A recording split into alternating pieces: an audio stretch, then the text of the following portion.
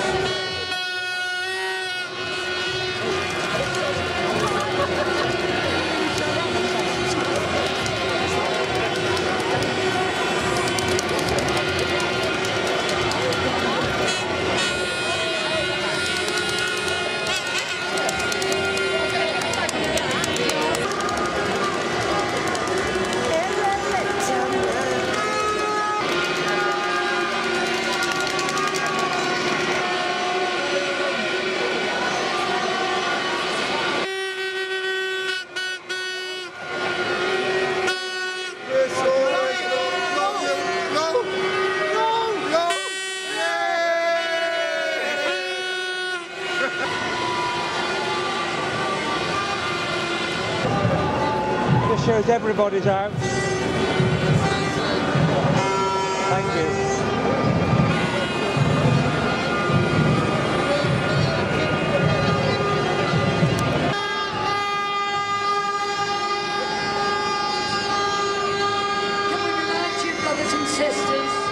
To ensure that you take care of your brothers and sisters round you.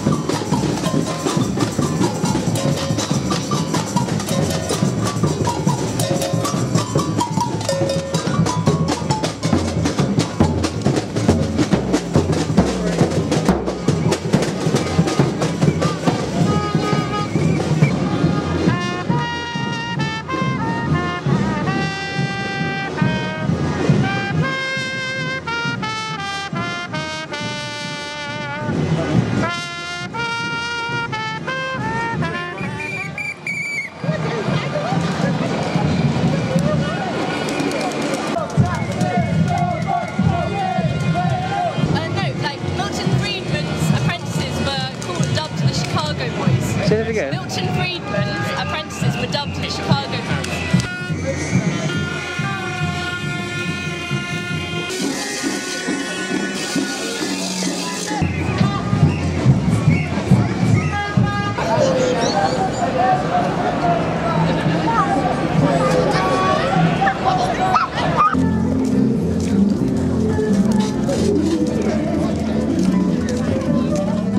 Cuando tú te vas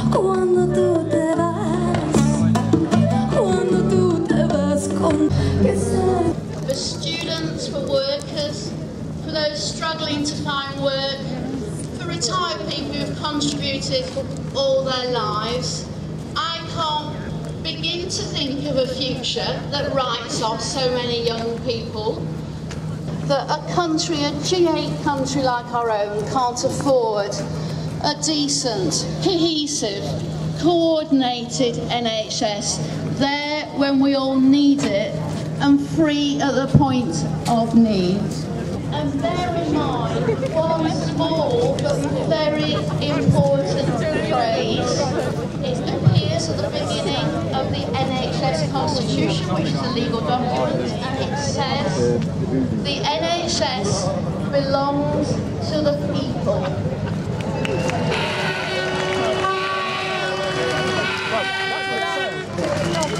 I want to speak very briefly about the impact of the government's cuts agenda on young people and on students of all ages. Take this 16-year-old who, despite the scrapping of the MA, decides to stay on at college. The student who is forced every day to choose between eating their lunch and getting the bus to college because they don't have the luxury of choosing between first and standard class. The student who is forced to persevere to university, facing fees of £9,000 a year, leading to debt levels they can barely comprehend, taking out loans to meet their living costs, but even that leaves us short, struggling to make ends meet and resorting to illegal loan sharks.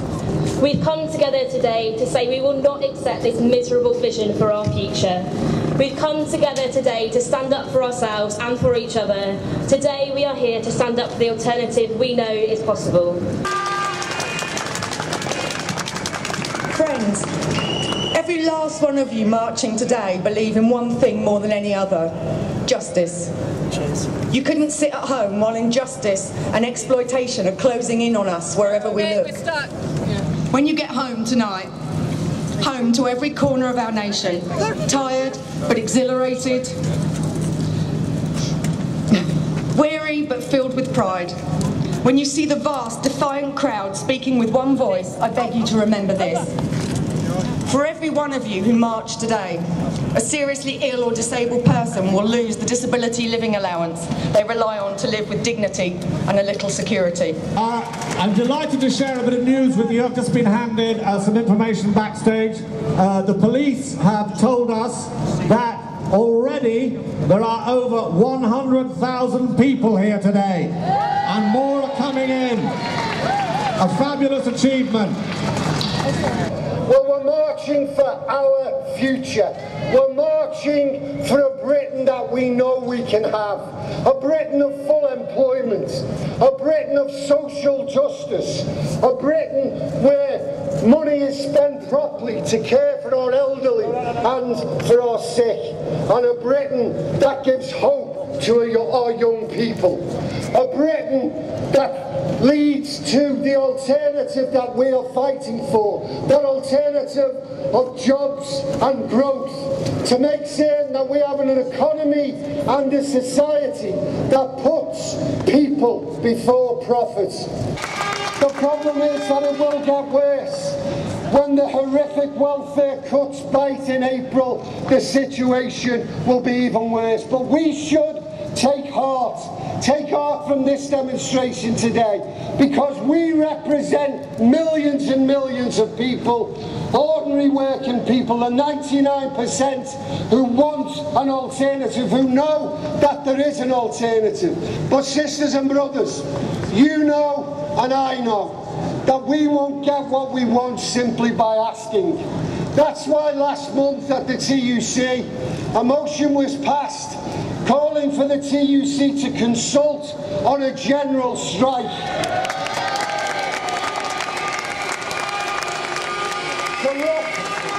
To look, sisters and brothers, to look at the practicality. So I say, let's start that consultation here today.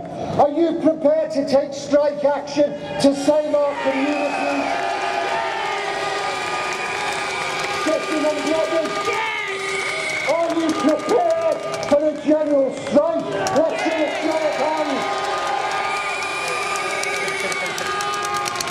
Well, that's carried.